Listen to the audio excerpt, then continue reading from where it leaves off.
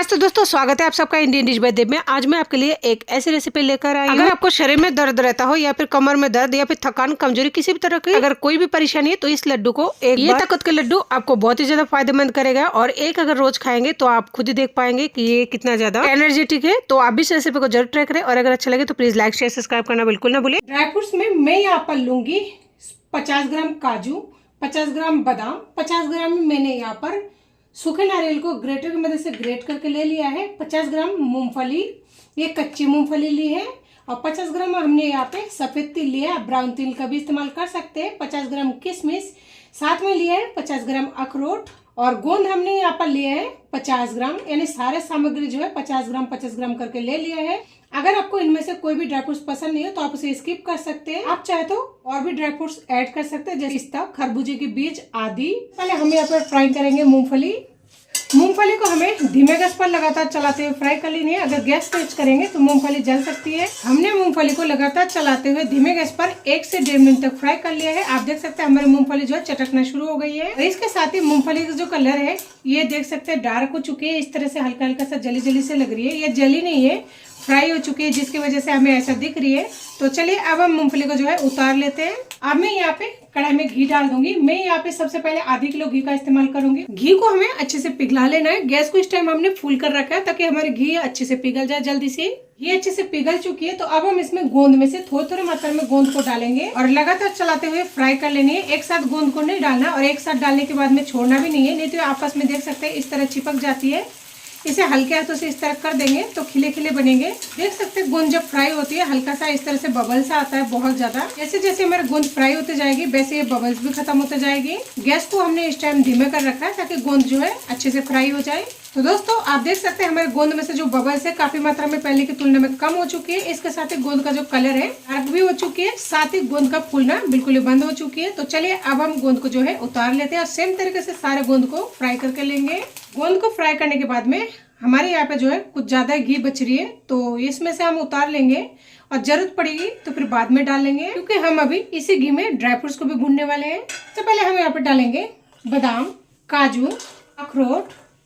अब हम गैस को धीमा करके ड्राई फ्रूट्स को भून लेंगे। अब किसी भी ड्राई फ्रूट्स को भूनने के लिए गैस को धीमा करके भूने, नहीं तो ड्राई फ्रूट जल सकती है। ड्राई फ्रूट जो है कुछ ही सेकंड में फ्राई हो जाती है, यानी 1 मिनट से अंदर अंदर हो जाती है। बादाम और काजू को पहले इसलिए फ्राई कर रहे हैं क्योंकि बादाम और काजू होने में कुछ सेकंड लगता है। बाकी ड्राई फ्रूट जो है बहुत ही कम समय में फ्राई हो जाती है। हमने इन ड्राई फ्रूट्स को जो है आधे मिनट तक फ्राई कर लिया है। आप देख सकते हैं आधे मिनट में ये हल्का सा कलर चेंज होने लगी है। हम इसमें किशमिश को डाल देंगे, क्योंकि किशमिश जल्दी फ्राई हो जाती है इसलिए किशमिश को बाद में डालें, या फिर आप अलग से भी फ्राई कर सकते हैं अगर आपको अंदाजा नहीं लग पाता है तो। अब हम धीमे गैस पर ही लगातार चलाते हुए कुछ सेकंड तक और फ्राई कर लेंगे। देख सकते हैं किशमिश जो है अच्छी तरह से फूल चुकी है। इसके साथ ही हमारे बादाम भी चटकने लगी है, साथ ही काजू का कलर भी चेंज हो चुका है, यानी हमारे जो ड्राई फ्रूट्स है अच्छी तरह से फ्राई हो चुकी है। तो चलिए अब हम इसे उतार लेते हैं। मैं यहाँ पे आटे के लिए जो है घी कम लग रही है तो हमने जो घी को उतार के रख दिए थे उसमें से अब हम इसे घी डाल लेंगे।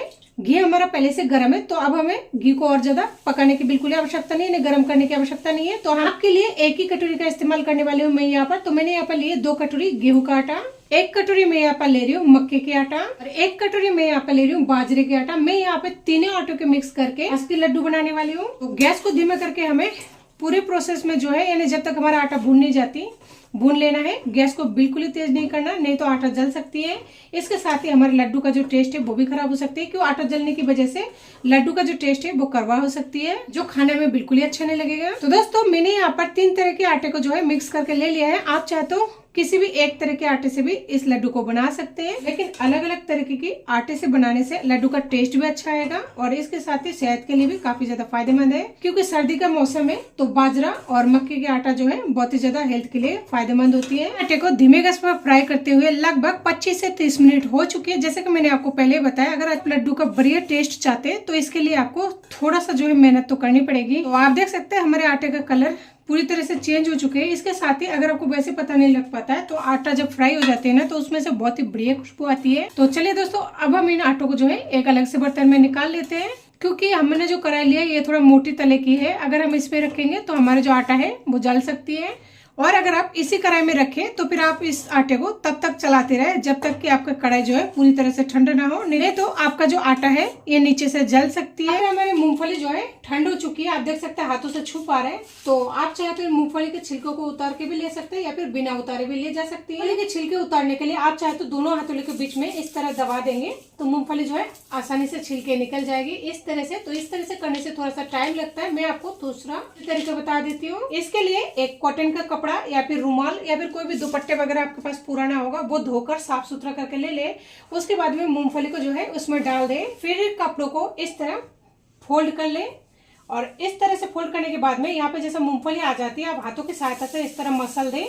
इस तरह से अगर आप मूंगफली साफ करेंगे ना मसल कर कपड़ों की सहायता से तो किलो मूंगफली एक साथ में हटकर तैयार हो जाएंगी और इससे आपको आसानी भी होगी। दोनों हाथों से बार बार मेहनत करने की बिल्कुल आवश्यकता नहीं होगी। तो आप देख सकते हैं कुछ ही सेकंडों में हमारे मूंगफली का सारे छिलका जो है उतर कर बिल्कुल रेडी हो चुकी है। इस तरह से मूंगफली का छिलका हटाएंगे कॉटन के कपड़ों में लेकर तो बहुत ही कम समय में बहुत ही ज्यादा मूंगफली का छिलका हटाकर तैयार कर सकते हैं। इधर हमारी ये ड्राई फ्रूट्स भी ठंड हो चुकी है। हमने यहाँ पे जो मूंगफली का छिलका उतार लिया है इसे डाल देंगे इसके साथ में।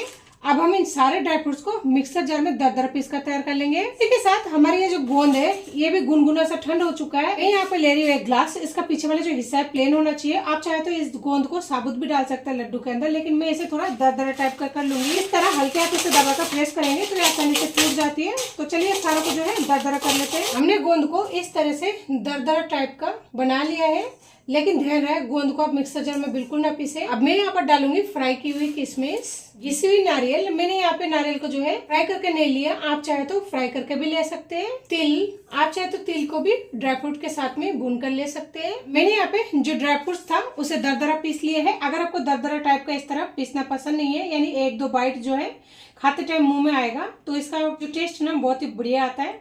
लेकिन अगर आपको इस तरह के दरदरा टुकड़े पसंद नहीं है तो फिर आप छलनी से छान ले और ड्राई फ्रूट्स को जो है बिल्कुल बारीकी से पीस सकते हैं। फ्लेवर के लिए मैं यहाँ पर लूंगी 5 से 7 इलायची को दरदरा कूट कर। आप चाहे तो इलायची पाउडर का भी इस्तेमाल कर सकते हैं। इधर हमने आटे को इस बर्तन में उतार लिया था। आटे भी देख सकते हैं गुनगुना सा ठंड है, बहुत ज्यादा ठंड नहीं करना आटे को। तो इस आटे को भी हम इस सारे मिश्रण के साथ मिला देंगे। इसी के साथ मैं यहाँ पर लूंगी चीनी का पाउडर। मैंने जिस कटोरी से गेहूं का आटा लिया था यानी नाप के साथ में उसी कटोरी से 2 कटोरी चीनी को मिक्सर जार में इस तरह पाउडर बनाकर ले लिया है। आप चाहे तो चीनी की जगह पे गुड़ का भी इस्तेमाल कर सकते हैं। तो दोस्तों देख सकते हैं मेरा बर्तन थोड़ा सा बढ़ चुका है, पर आप कोशिश करें थोड़ा सा बड़ा बर्तन ले ताकि मिक्स करने में आसानी हो। तो हाथों की सहायता से जो है सारे मिश्रण को अच्छे से मिक्स कर देनी है। ध्यान रहे चीनी का पाउडर या फिर गुड़ जिस टाइम आप डालें उस टाइम आपका आटा गुनगुना होना चाहिए, नहीं तो गुड़ या फिर चीनी जो है पिघलकर पानी निकल सकती है, यानी गुड़ का जो एक्स्ट्रा पानी होती है ना वो निकल सकती है। इसकी वजह से आपका लड्डू जो है खराब हो सकती है। हमने यहाँ पे सारे सामग्री को हाथों के साथ अच्छे से मिक्स कर लिया। आप देख सकते हैं बिल्कुल परफेक्ट है। और अगर आप परफेक्ट तरीके से लड्डू बनाना चाहते हैं तो आप जो है परफेक्ट नाप के साथ में स्टेप बाय स्टेप इस रेसिपी को फॉलो कर सकते हैं। तभी आप जो है परफेक्ट नाप के साथ परफेक्ट तरीके से लड्डू बनाकर तैयार कर सकते हैं। तो आप जितने बड़ी साइज के लड्डू बनाना चाहते हैं उतने ही आप आटा ले लें और उसके बाद में दोनों हथौले से इस तरह दबाकर इस तरह लड्डू बनाकर तैयार कर सकते हैं। तो देख सकते हैं हमारे ये जो लड्डू है बिल्कुल बनकर रेडी हो चुके हैं। तो चलिए सेम तरीके से सारे लड्डू को बनाकर तैयार कर लेते हैं। तो दोस्तों देख सकते हैं हमारी ये जो लड्डू है बनकर बिल्कुल रेडी हो चुके हैं। आप इस लड्डू को एक बार बनाकर 2 से 3 महीने तक स्टोर कर सकते हैं, लेकिन ध्यान रहे जो आपका डब्बा हो वो सूखा होना चाहिए। और ये जो लड्डू है बहुत ही सॉफ्ट बनकर रेडी होती है। अगर आप परफेक्ट नाप के साथ बनाएंगे तो देख सकते हैं मुंह में जाते ही घुल जाने वाली, बच्चों से लेकर बड़ों तक सभी के लिए ज्यादा हेल्दी है। तो आप इस रेसिपी को जरूर ट्राई करें। अगर ट्राई करते कॉमेंट करके बताना बिल्कुल ना भूलें।